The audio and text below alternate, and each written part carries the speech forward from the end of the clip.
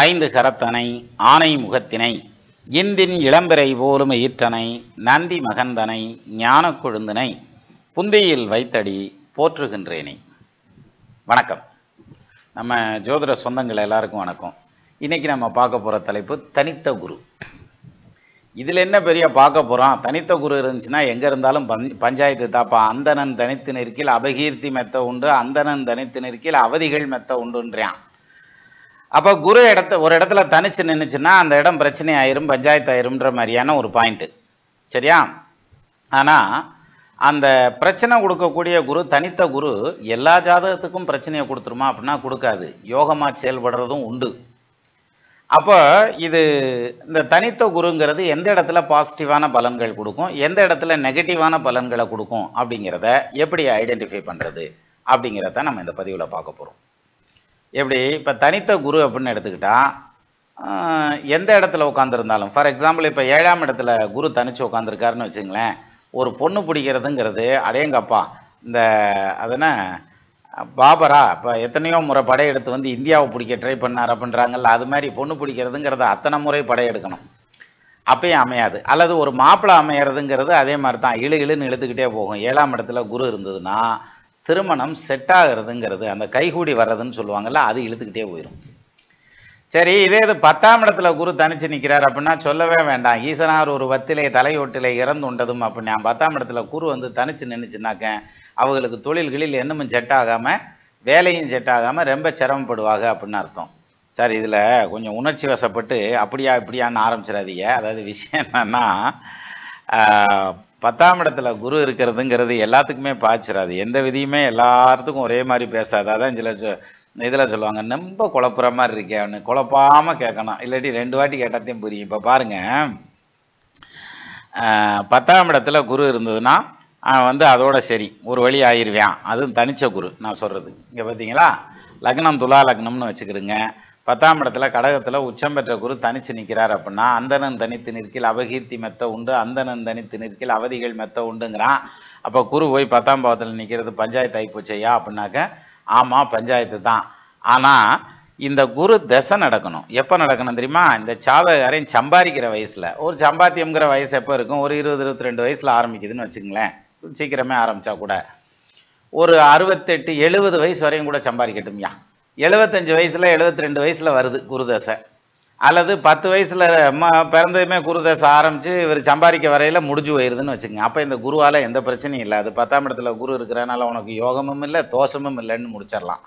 இல்லை எனக்கு 10ஆம் இடத்துல குரு இருக்குது, ஆனால் நான் சம்பாதிக்கிற காலத்திலேயே குரு வருதுடா, இதுக்கு என்னையா சொல்கிறேன் அப்படின்னம்னாக்க இப்படி அமைஞ்சு போச்சு. நான் சம்பாதிக்கிற காலம் தான் 30 வயசில் வருது, என்ன சரி 46 வயசு வரைக்கும் இன்னும் சம்பாதிக்க முடியாதா அப்படின்னா இந்த குரு வக்ரமாக இருந்தால் இது ட்வின்ஸ்ன்னு அர்த்தம்.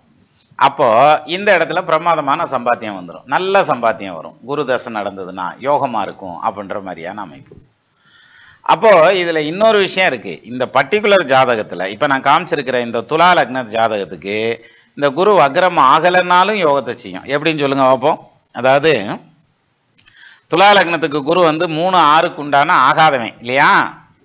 இந்த ஆகாத கிரகம் எங்கே போய் நிற்கிறாரு? 10ஆம் இடத்துல போய் நிற்கிறாரு. அதையும் சொல்கிறேன், 10ல் ஒரு பாம்பாவது பாவியாவது உட்காரணும்ன்றான். 10ல் சுபகிரகம் உட்காரக்கூடாது, 10ல் ஒரு பாவ கிரகம் பாவி கிரகம் உட்காரணும்ன்றான்.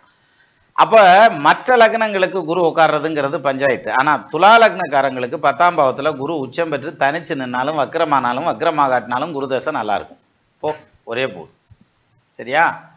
அப்போ ஆட்சி பெற்ற உச்சம் பெற்ற நிலையில் நிற்கக்கூடிய அந்த குருவாக இருந்ததுன்னா அதுக்கு சில ரிலாக்ஸேஷன்ஸ் எல்லாம் கிடைக்கும். அதுக்கு பாவ ஆதிபத்தியம் வரணும். ஆனால் அதாவது ஒரு சுபமான ஒரு இடங்கிறது வந்து 5ஆம் இடம் 9ஆம் இடம் அந்த மாதிரி வராமல் நெகட்டிவான ஸ்தானங்களில் மால்ஃபிக் ஹவுசஸ்ன்னு சொல்லுவோம்ல, அது மாதிரி 6, 8, 12 அந்த மாதிரியான விஷயங்களில் வந்து அது ஆட்சி பெற்ற நிலையில் தனிச்சு நின்றுச்சுன்னா கூட அது யோகத்தை செய்கிறதுக்கான அமைப்பு உண்டு. அப்போ குரு வந்து எந்த இடத்துல 5ஆம் இடத்துல தனிச்சு நிற்கிறாரியா, பிள்ளைக்கும் இவங்களுக்கும் ஒத்து போகாது. யார்? ஜாதகனுக்கும் பிள்ளைக்கும் ஒத்து போகாது. அந்த பிள்ளைகளுடைய புத்திசாலித்தனத்தையும் அந்த மன ஓட்டத்தையும் இந்த ஜாதகாரையும் புரிஞ்சுக்கிறே மாட்டான். அல்லது பிள்ளைக வந்து தகப்பனை புரிஞ்சுக்கிறாரு.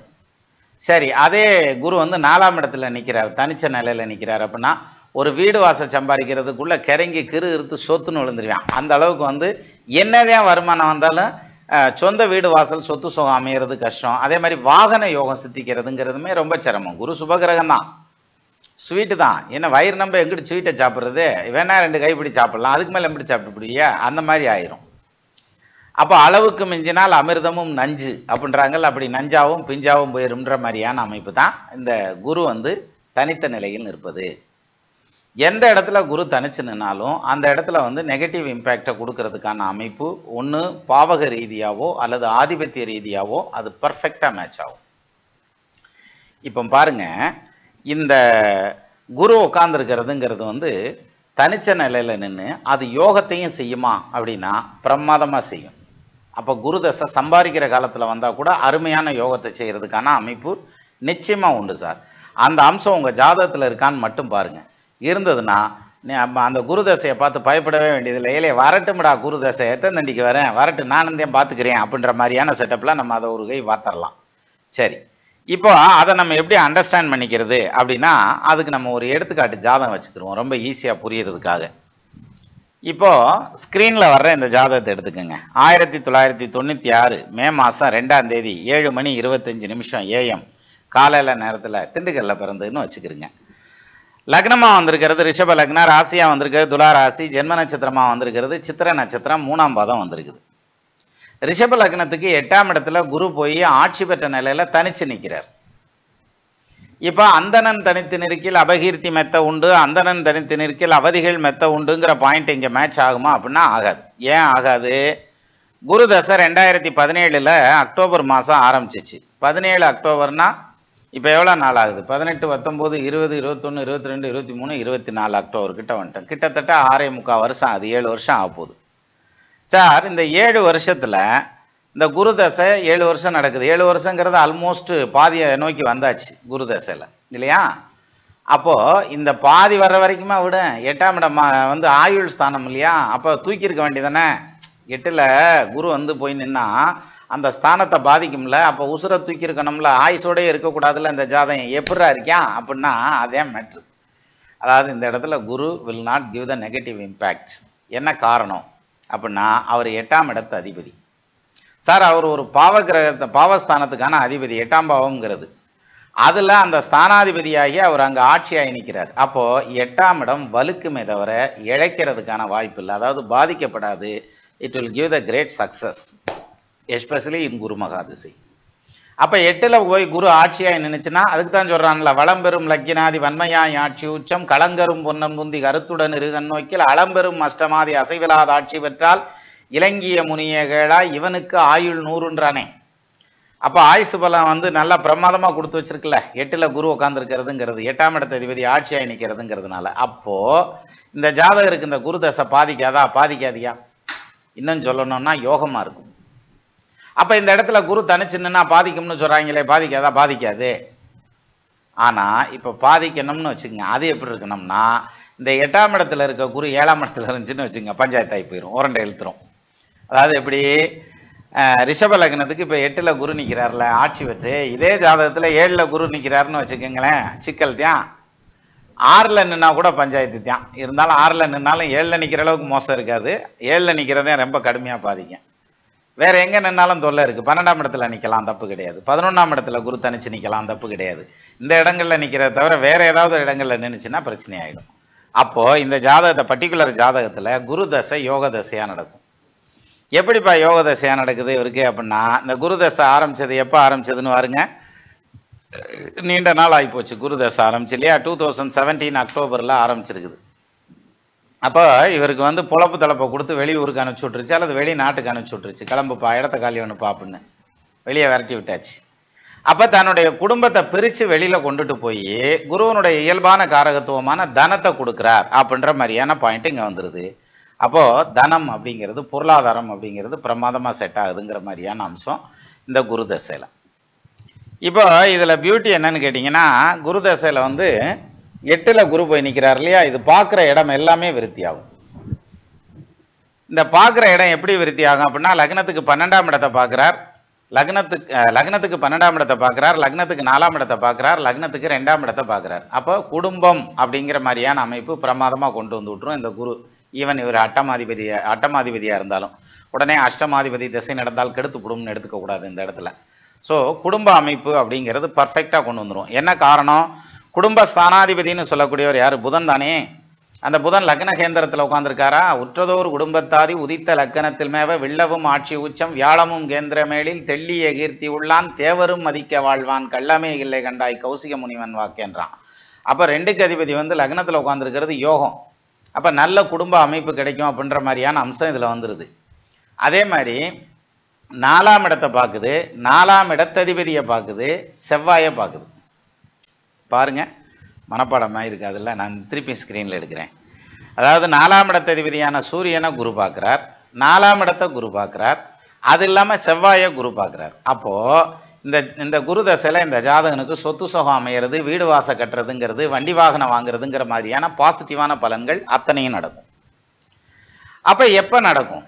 ஏன்னா எல்லா டைமில் எப்போ வேணாலும் நடக்கலாம்ல. அப்போ எப்போ நடக்கும்? குரு தசை கடைசி புத்தியில் நடக்கும்னு சொல்லுவீங்களாடா, என்னங்கடா அது பூசா இருக்குது அப்படின்ற மாதிரி அப்படி போயிரும்ல. இப்போ பாருங்க, குரு தசை புதன் புத்தி போயிட்டு இருக்கா, இந்த புதன் புத்தியை விட்டுருங்க. அடுத்து சுக்கிர புத்தி வருதா? 2025 ஆகஸ்ட்லேருந்து 28 ஏப்ரல் வரைக்கும் சுக்கிர புத்தி வருது இல்லையா? இந்த சுக்கிர புத்தியில் நிச்சயமாக இந்த ஜாதகாரன் வீடு கட்டுறான் அல்லது சொத்து வாங்கணும். என்ன காரணம்? அந்த சுக்கிரன் யார் சாரம் வாங்கியிருக்காருன்னு பாருங்க, செவ்வாய் சாரம் வாங்கியிருப்பார். அப்போ செவ்வாய் வந்து லக்னத்துக்கு 12ஆம் பாவத்தில் ஆட்சி பெற்ற நிலையில் நிற்கிறார். அவர் 4க்கு அதிபதியை சேர்ந்திருக்கிறார்.